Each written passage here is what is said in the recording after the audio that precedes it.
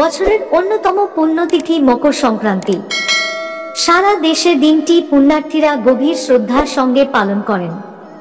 এদিন পুণ্যার্থীরা স্নান করেন, স্নান করে পুণ্য অর্জন করেন। বাংলার ঐতিহ্য ও সংস্কৃতির অন্যতম গুরুত্বপূর্ণ উৎসব মকর সংক্রান্তি বা পৌষ পার্বণ। পৌষ সংক্রান্তি বা মকর সংক্রান্তি বাঙালি সংস্কৃতিতে একটি বিশেষ উৎসবের দিন। সাধারণত পৌষ মাসের শেষ দিন 14 জানুয়ারিতে পালিত হয় মকর সংক্রান্তি, কিন্তু এবছর এই দিনটি পড়েছে 15ই জানুয়ারি। হিন্দু ধর্মে এই উৎসবকে ঘিরে ছড়িয়ে রয়েছে নানা কথা। বন্ধুরা, জেনে নেওয়া যাক কেন পালন করা হয় এই উৎসব। সংক্রান্তি শব্দের অর্থ গমন করা।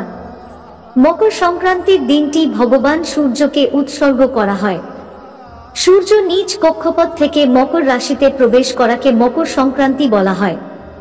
শুভ কাজগুলি সাধারণত এদিন থেকেই শুরু হয়। মনে করা হয় মরশুমের নতুন ফসল ওঠার প্রথম দিন হলো মকর সংক্রান্তি, তাই অনেকে এই দিনকে ফসল তোলার উৎসবও বলে থাকেন। এই দিনটিতেই শেষ হচ্ছে সূর্যের দক্ষিণায়ন, শুরু হচ্ছে সূর্যের উত্তরায়ণ, সব মিলিয়ে শস্য এবং সূর্যের পুজোর দিন এটি।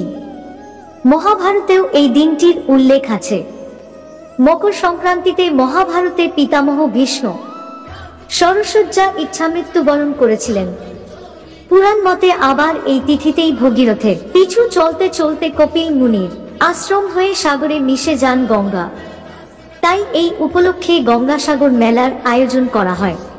কপিল মুনির আশ্রমে শয়ে শয়ে ভক্তদের ভিড় দেখা যায়। কথিত আছে সূর্য এদিন নিজের ছেলে মকর রাশির অধিপতি শনির বাড়ি 1 মাসের জন্য ঘুরতে গিয়েছিলেন। এই দিনে আবার দেবতাদের সঙ্গে অসুরের যুদ্ধ শেষ হয়েছিল। অসুরদের বধ করে মন্দিরা পর্বতে তাদের কাটা মুন্ডু পুঁতে দেওয়া হয়েছিল। তাই অনেকের বিশ্বাস এই দিনে অশুভ শক্তির বিনাশ হয়, শুভ শক্তির সূচনা হয় এই দিনে। এর সঙ্গে জড়িয়ে আছে বাঙালিদের আচার অনুষ্ঠান ও বেশ কিছু নিয়ম। এই বিশেষ দিন দূর যাত্রা করা অনুচিত বা অন্য কোথাও গেলেও রাতে বাড়ি ফিরে আসার নিয়ম।